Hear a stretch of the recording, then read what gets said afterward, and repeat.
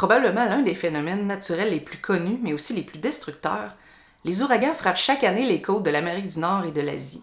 Les cyclones tropicaux portent différents noms selon l'endroit où ils se forment.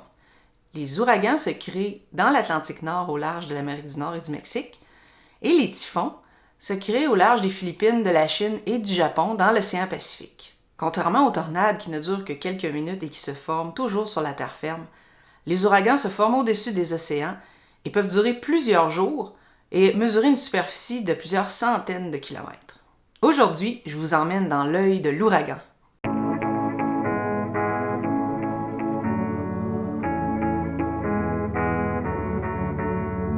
Que ce soit un ouragan ou un typhon, ils se forment tous de la même manière. Au départ, il faut une grande masse d'eau chaude d'au moins 26 degrés Celsius, comme celle que l'on retrouve à la hauteur de l'équateur et des tropiques. Le carburant des ouragans, c'est donc la chaleur de l'océan. C'est ce que les spécialistes appellent la machine thermique.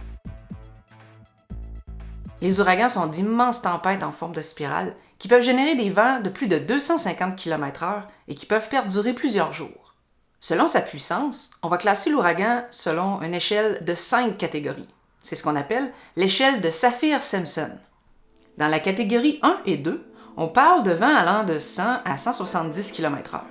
Ces tempêtes peuvent tout de même causer certains dommages car la force des vents est quand même importante. Dans la catégorie 3 et 4, on observe des vents entre 170 et 250 km/h. Ce sont d'énormes tempêtes qui peuvent créer des dégâts majeurs. La catégorie 5 est la dernière sur l'échelle et peut engendrer des vents de plus de 250 km/h et causer des dommages catastrophiques. L'ouragan Katrina est un bon exemple de tempête de catégorie 5.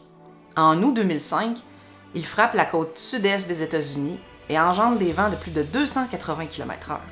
Au bilan, plus de 1800 morts, des milliers de blessés et des centaines de milliers de sans-abri. Les pertes matérielles de plus d'1 milliard de dollars en font l'ouragan le plus coûteux de l'histoire des États-Unis. La saison des ouragans dans l'Atlantique Nord a été très active en 2005, avec un total de 31 ouragans. Bien que Katrina fut la plus meurtrière et la plus coûteuse, c'est Wilma, en octobre de la même année, qui fut la plus intense. Wilma est l'ouragan le plus intense jamais observé dans l'Atlantique Nord. Il s'est déchaîné dans les Caraïbes et le sud-est des États-Unis pendant 10 jours en octobre 2005. Il a atteint des vents de plus de 296 km/h. En plus des vents très forts, les ouragans peuvent occasionner des précipitations intenses et causer des inondations lors de leur passage. En remontant vers le nord de l'Atlantique ou en touchant terre, comme la température se refroidit, l'ouragan va perdre en force car il ne sera plus alimenté par la chaleur de l'océan.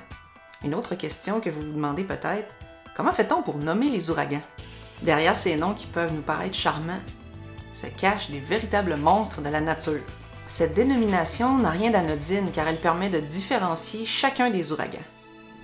Derrière les noms qu'on choisit pour les ouragans se cachent des règles scientifiques très précises. Leur objectif, faciliter le travail des différents instituts météorologiques et la communication avec les populations pour les prévisions et les mesures de prévention. Historiquement, l'attribution des prénoms remonte à environ 1950. Avant cette date, les ouragans étaient simplement désignés par l'année durant laquelle ils survenaient, suivis d'une lettre. Dès 1950, le Bureau météorologique américain décide de la nomination systématique des ouragans. Aujourd'hui, pour la zone de l'Atlantique Nord, 6 listes de 21 prénoms sont établies. Une liste est utilisée pendant toute une année et revient donc tous les 6 ans. Établie par le Centre national des ouragans, qui est basé à Miami, en Floride, ces listes comportent des noms à consonance anglaise, française et espagnole afin de correspondre aux pays bordant l'Atlantique.